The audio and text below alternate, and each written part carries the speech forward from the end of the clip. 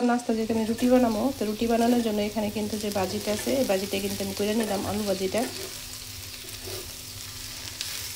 তো আলু ভাজিটা কিন্তু করা আমার শেষ প্রায়। এখন আমি রুটির পানি বসাই রুটি বানাই নিব।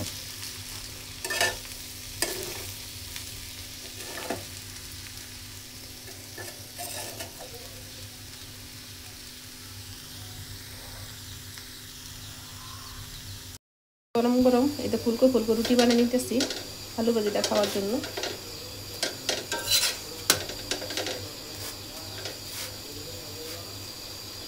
রুটি বানাই সবাই একসাথে নাস্তা করবো।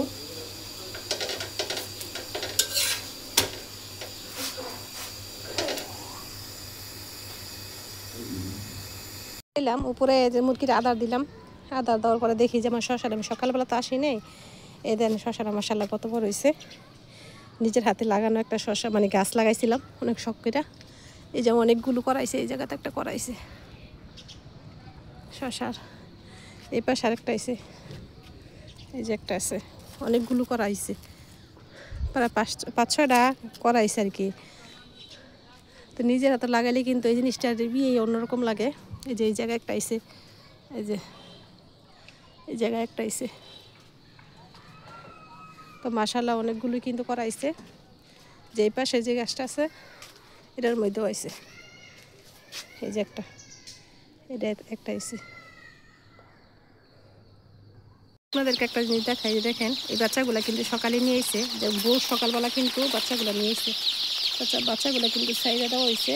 তো এগুলোকে এখন খাবার পানি দিয়ে দিচ্ছে, যেহেতু একদিনের বাচ্চা এই জন্য নড়াচড়া কম করতেছে। তবে মাশাআল্লাহ, সবাই মাশাআল্লাহ বলবেন। বাচ্চাগুলো আমাদের এখন বুড়িনের মধ্যে দিয়ে দিচ্ছে।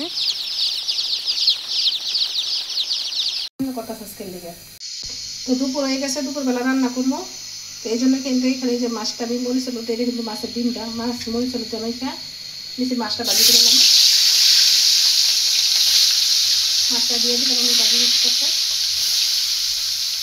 আমি মাছটা রান্না আমি একটু যে মাছকালাই জাল দিয়া, মানে বড়ি দিয়ে আর কি মাছটা রান্না। আর এই মাছকালাই বড়ি দিয়ে বড়ো মাছটা খাইতে ভালো লাগে শীতের সময়, এই জন্য এটা দিয়ে মাছটা রান্না করবো। তো সাথেই থাকবেন। আমি এই জায়গাগুলো কিন্তু বড়িটাও বাইজা নিছি, বাইজা এখানে আমি পেস্টটা দিয়ে দিলাম বাসটা। তো পেস্টটা বাইজা তারপরে আমি মশলাটা কষাই নিব। যে হলুদের ফাঁকি,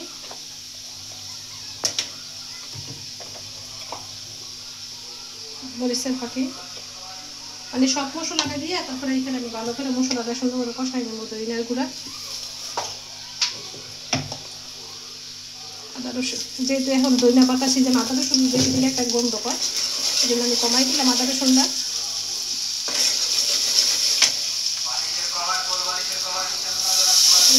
পানি দিয়ে দিলাম, মশলাটা ভালো করে কষাই না হলে তারপর আমি একটু জোরটা দিয়ে দিলাম।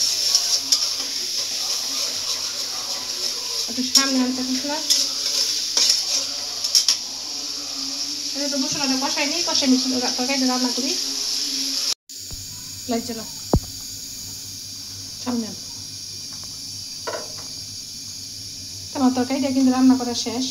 আর এই যে অনেক জল দেখতেছি, এই জলগুলো কিন্তু একটাও থাকবো না, যেহেতু মাছ তেলের বড়িটা জলটা কিন্তু অনেকটাই টাইনে নিব, এই জন্য একটু ঝোল ঝোল রাখতে হয় তরকারিটা, যেহেতু ঝোলটা কিন্তু অনেকটাই পরিমাণ টাইনে লয়ে যাবো আর কি। এই যে ধনিয়া পাতাটা আমি দিয়ে দিলাম। আর এইখানে এই যে ভেন্ডি ভাজি করবো আজকে, আর ডাল রান্না করবো। তো সব কিছু তো আর দেখানো সম্ভব না। তরকারিটা কিন্তু আমি রান্না করে দিলাম, আর বেশিক্ষণ জাল করবো না, তরকারিটা নিয়ে মানে নামাই নিব।